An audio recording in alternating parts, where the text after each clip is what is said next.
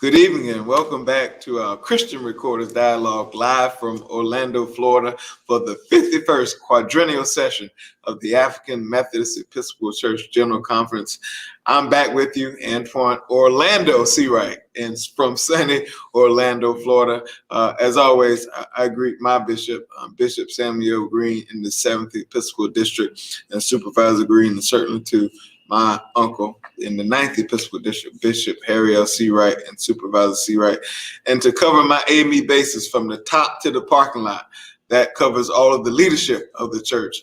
I'm so grateful to be fifth generation AME. And so today, or this afternoon, earlier, we had the mayor of the county of Orlando, Mayor Demings, who is the husband of U.S. Senate candidate Val Demings, who we'll hear from tomorrow. But our next round of dialogues to include someone I consider not just a friend, but in her own way, a mentor, the presiding prelate from the 16th Episcopal District. She is the 135th elected and consecrated bishop of this church. Certainly she is no stranger to the AME brand or to the AME bond. An HBCU graduate, an incredible woman, an Alpha Kappa Alpha woman, and someone just earlier today took the reins officially as the president of the Council of Bishops. I'm so thankful and blessed to have Madam President Byfield with us for our dialogue. And as always, please, ma'am, please, sir, govern yourselves accordingly. Tell us where you're from. Tell us who your bishop may be and where you are, and tell us how happy you are to be a part of the Christian Record Dialogue. Madam President, welcome. Thank you very much. For those of you who may not understand, for those who are watching who may not understand what I learned growing up when they say ordinary women have been tapped or have been called to do extraordinary things, you exemplify that. Tell us a little bit about your journey, because you did not wake up one morning and decide to be an AME bishop. Right. I was born in the AME family. My father was a pastor. My mother was missionary, YPD, or Sunday school musician, school teacher. My grandfather was a pastor in the AME church. So that was all I knew. All of the traditional things growing up, YPD, Sunday school, competitions with oratorical contests. And then when I was 21, I left the church. I never joined. You're not 21 right now? And so I went to the Nation of Islam. Never officially. But after about a year, I was pretty clear that I went out of grief. My father died, and I was struggling, and I was in love with Malcolm X. And so I wasn't all that in love with Elijah Muhammad, but I was in love with Malcolm X. And so I went there, and the long and short of the story is when the minister said to me, you have a potential of being one of the first women ministers in the nation, but you have never completely come into the faith. And I didn't join because of Muhammad. I joined because of Malcolm. And then I ended up going back to the AME church, and within 2 years after I went back, I accepted the call to preach. So it was a hard decision for me, but it was a good decision.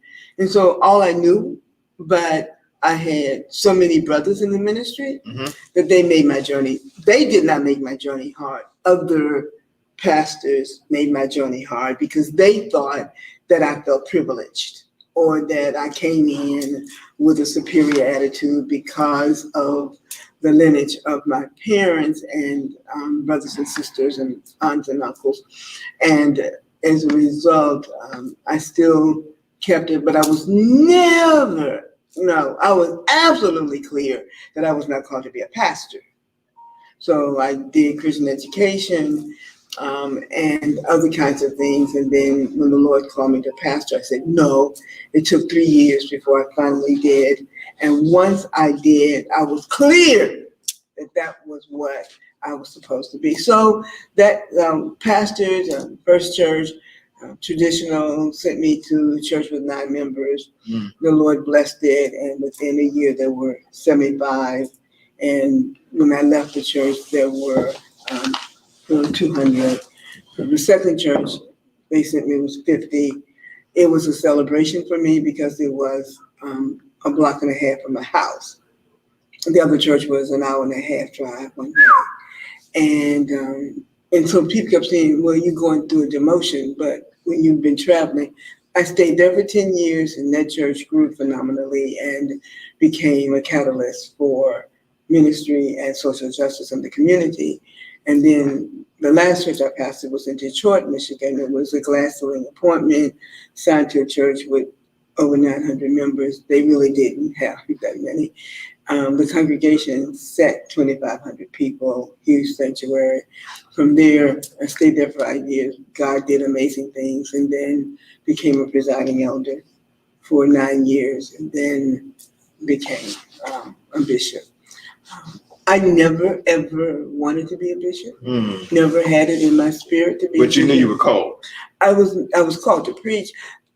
When I was a teenager at a YPD convention in Pittsburgh, one of the YPD directors came to me and said, I hear you talking, you have a call to preach.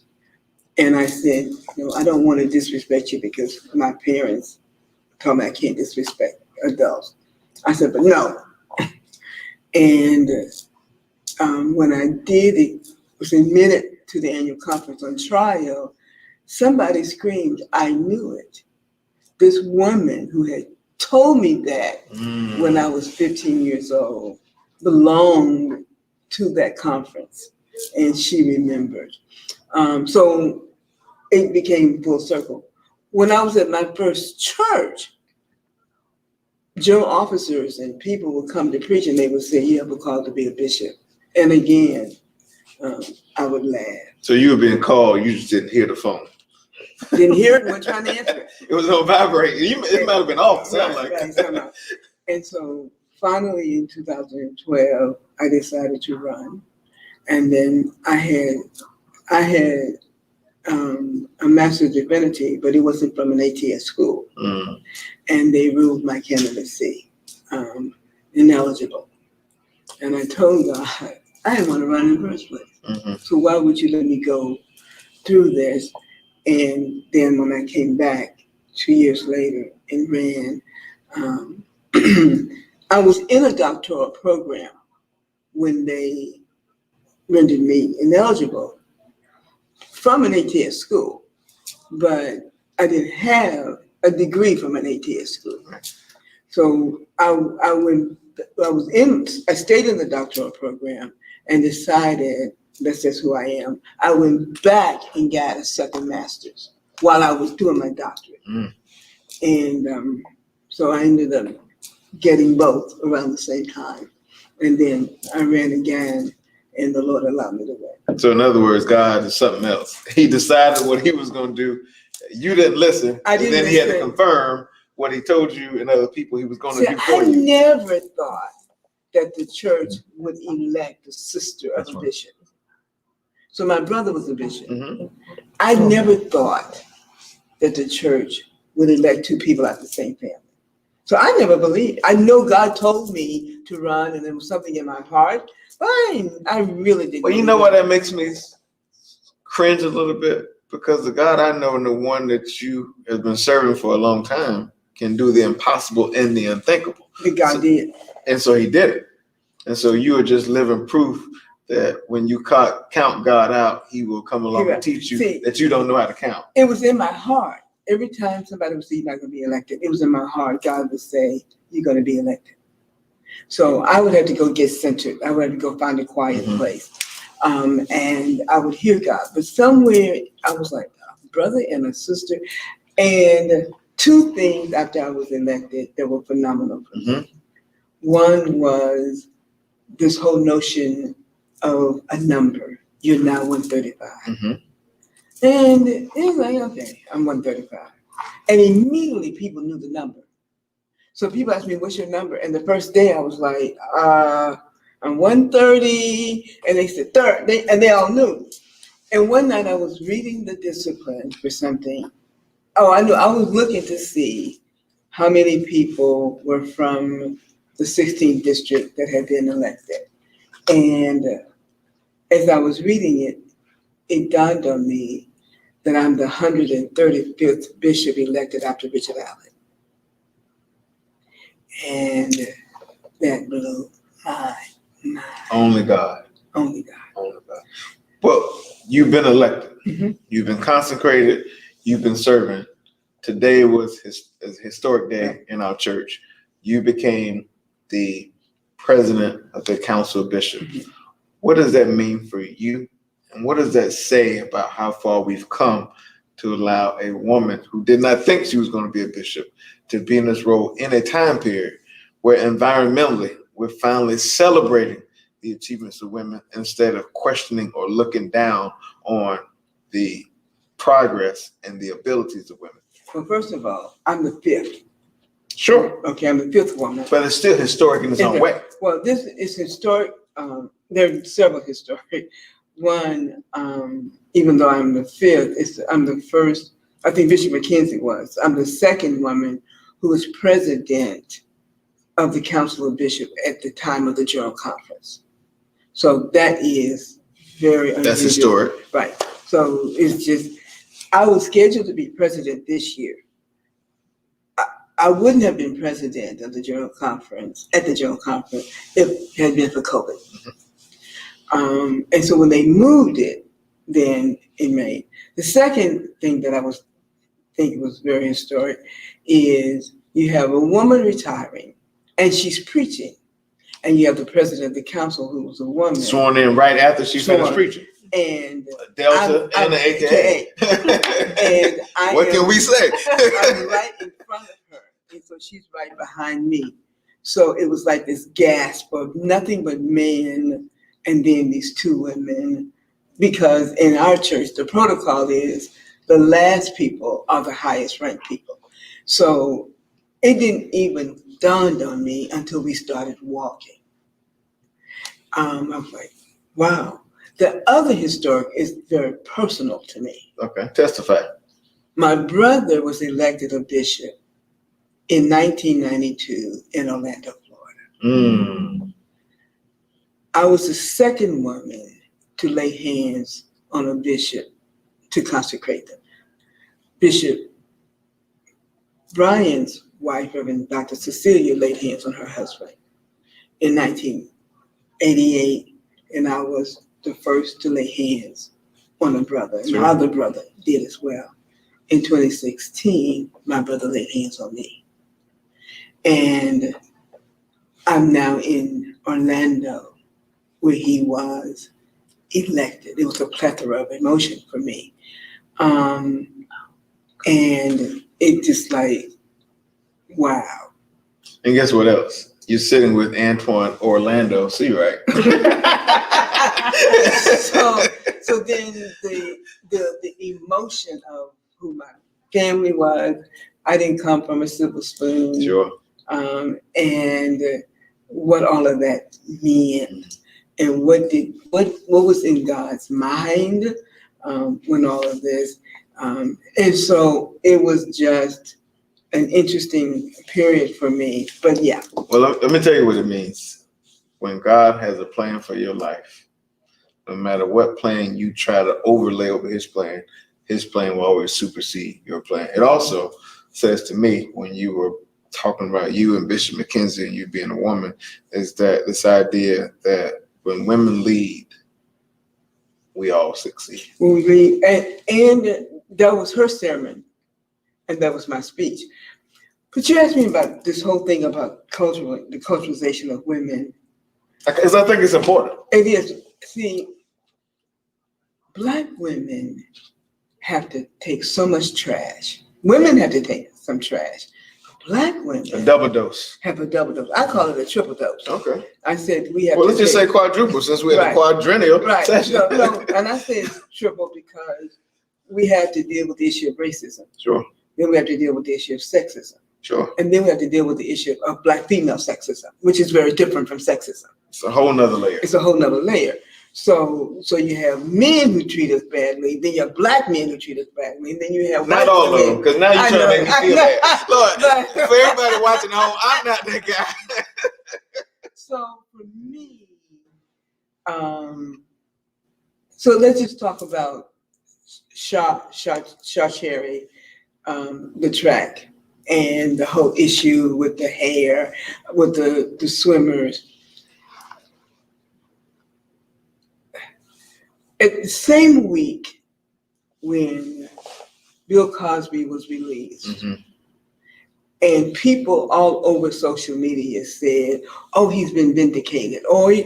And I was like, "No, he hasn't been vindicated.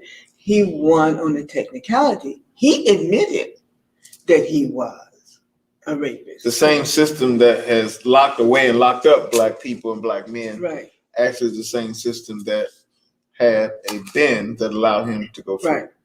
Now, in the same week, you saw all of these people trashing her for smoking marijuana Mm-hmm. when her mama died, Mm-hmm. which is a whole different, Whole different animal. a whole different animal. No grace. Now, some people have grace, but every time there is a black woman who emerges, it's the community. First is white racism, and then it's black misappropriation of who we are.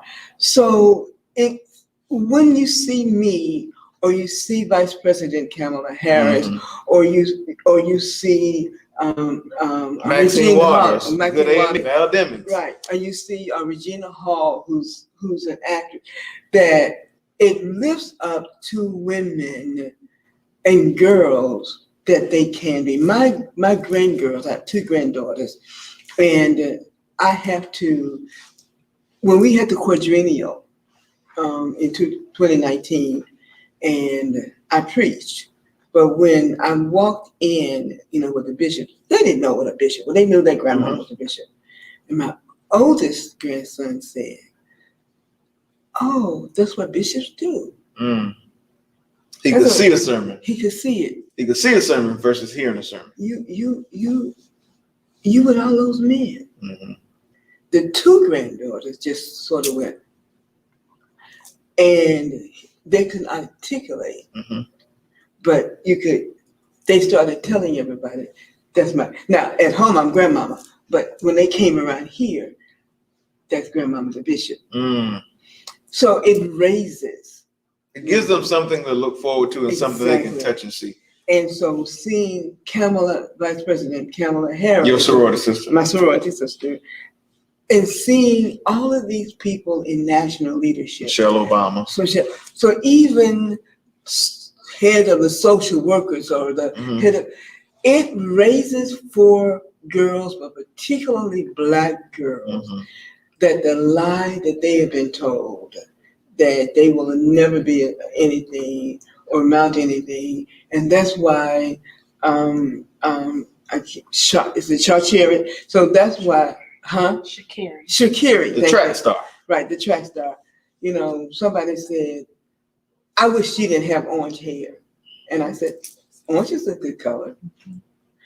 Because you can't define who she is or what she is. So I think today, not even just today, when it was announced that I was the president of the council, social media, AME social media lit up. Well, it's going to light up today because we're live all across the world. But it lit up. So you're trying to say you lit? I was in shock. I got you. Right. I mean, Well, he's a blow your mind kind of he's guy. a blow my God. I mean, people were texting me from all over the world Mhm. who knew me. Mhm. Right.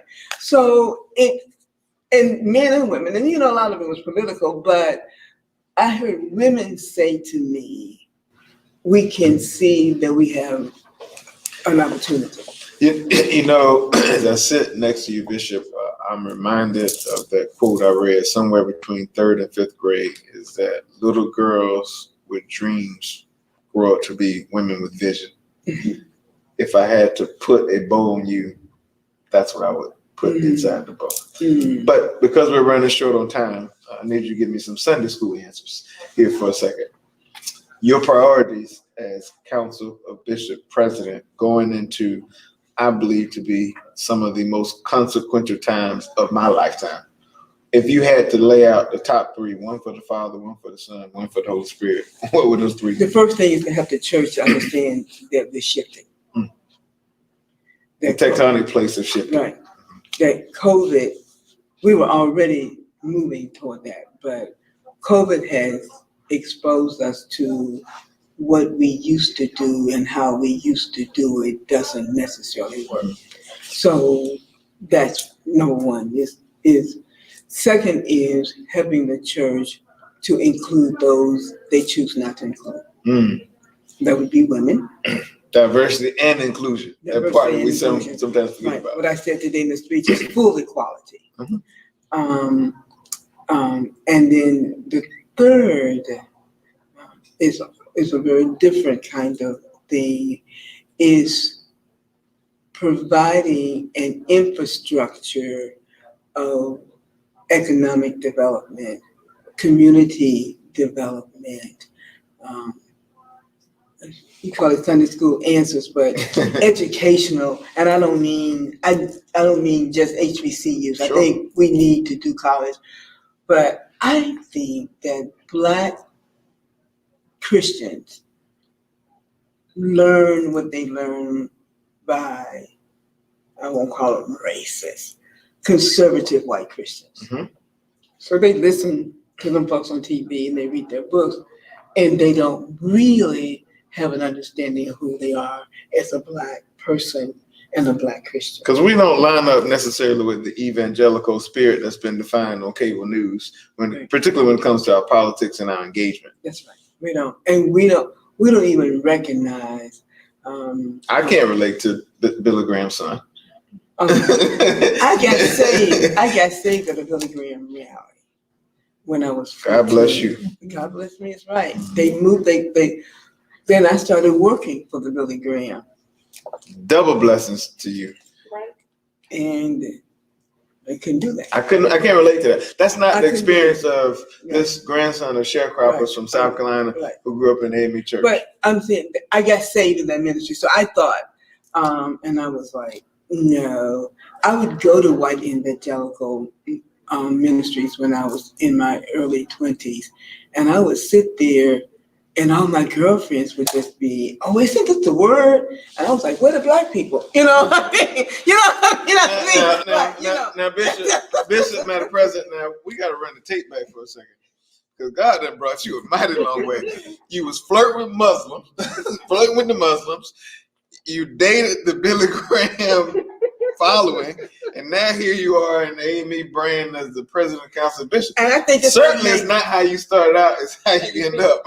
Well, but see, I ended up AME brand, but you went through some stuff before that. Lord mercy. Yeah, because tragedy, grief, loss. I was a child that had been raped multiple times as a young girl, and that brings a whole different level of who you are, or who you think you are, or who you're not.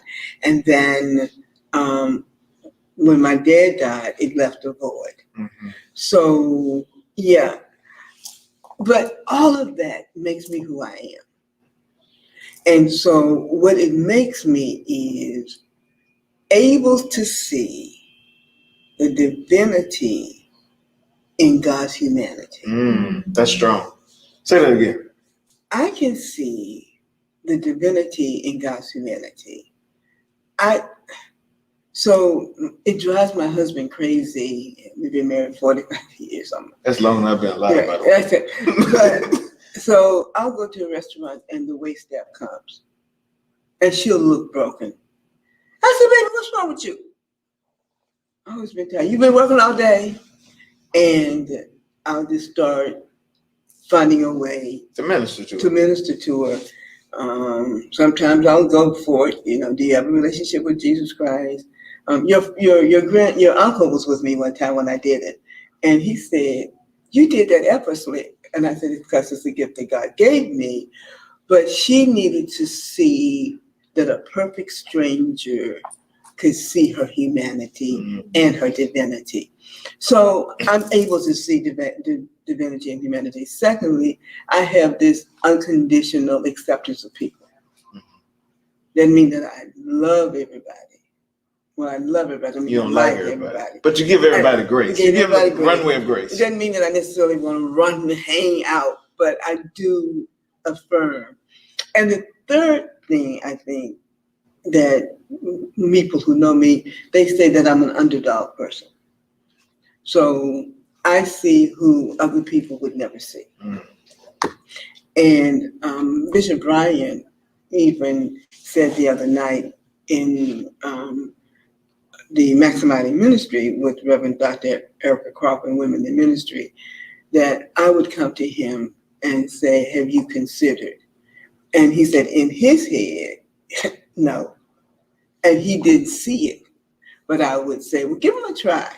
And he said, 99% of the time, they were successful.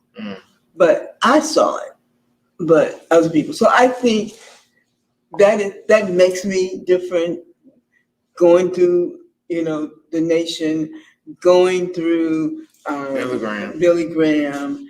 I think it just created in me visionary. Well, look, that's what I said earlier. Little girl with dreams grew up to be a woman with vision. Right. Let's talk CHOP for a minute, because I know you got to run. We have 14 historical Black colleges and universities that fall up under this big umbrella called the AME Church. How important are those to the overall ecosystem we live in this country? And you can give me the Sunday school version. Okay. Because I don't want to get in trouble, get you late for your meeting. Okay, well, I've already texted them. But the first thing is HBCUs still provide education for children who may not be able to go anywhere else. At the same time, providing education for children who are able to go everywhere else. And it merges that. Secondly, it creates African Americans a sense of destiny and confidence, because in most HBCUs, the faculty is predominantly Black. The experience is Black. The experience is Black, and you graduate with both knowledge and experientially, and a self-confidence. So I think it's critical. So that's why the AME Church has always been committed that one of the things that we needed to do was provide education. So it is still important for us, and that's why we're expanding. That's why Allen is expanding, and other schools are expanding. It is what we must do. Got it. I'm gonna ask you one last question, and we're gonna let you go. And it's AMEs, when we say we're closing, that means there's 3 or 4 more closings coming. But this is really my last closing. When your tenure is over as the historic president of the Council of Bishops, what do you hope the AME Church across the world will be able to say about the 135th elected and consecrated bishop of this church? That we connected the connection. I'm the bishop of the 16th district. I have 14 countries. I have 4 languages: Dutch, French, Spanish, Portuguese, and really Haitian Creole, which is 5. And often they're disconnected even from the English speaking. And then they're disconnected from the United States. And Africa is disconnected from the United States, and we don't connect the connection. The second thing I think I hope to do is one of those things that I said, that I will see concrete. So the issue of maybe solidifying education. And I am very much committed to creative justice in the ecology and the environment, that we can put some teeth on that. Little girls with dreams grew up to be women with vision. That is the 135th elected, consecrated bishop of the church, who today was sworn in and confirmed as the president of the Council of Bishops. I'm so thankful for your time, Thank Bishop. you so much. I'm so thankful to call you a friend and a mentor, and we hope to have you back I'd soon love to. with the Christian Recorder. Thank you all. We will be speaking to Bishop Jackson from the 6th Episcopal District a little later on. We'll see you soon.